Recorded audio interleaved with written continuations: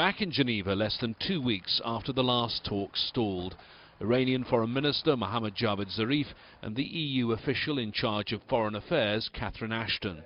An interim deal on Iran's nuclear program seems reasonably close, but pressures, possible constraints on both sides have been growing since they were last here.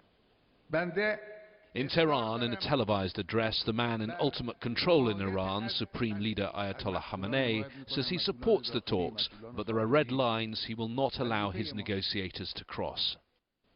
The other part of the deal is that I insist that the rights of the Iranian nation be preserved, including the nuclear rights.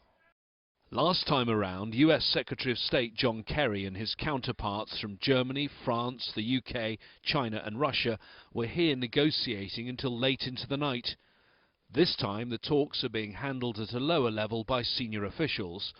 All are aware of strong opposition to any deal from Israel, the Gulf countries and inside the US Congress, and they must overcome differences in their own ranks too.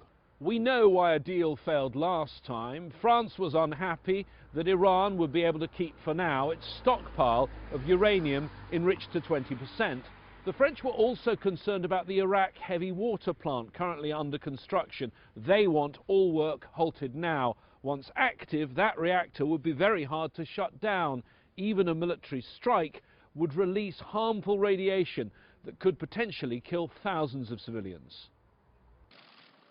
Those who followed the diplomacy surrounding Iran's nuclear program for years believe the next few days could be make or break. I think you could make a pretty good case that the opportunity is going to get a lot smaller if a deal is not made at this particular set of talks. On the American side, we have seen in the last week, in the last 10 days, the incredible pressure that the Obama administration is under, coming from Iran hawks in Congress, coming from Israel, coming from the pro-Israel lobby. That is only going to get more intense. Talks will continue over the coming hours. One senior US official said they were making good progress, but then added, this is a hard road to walk.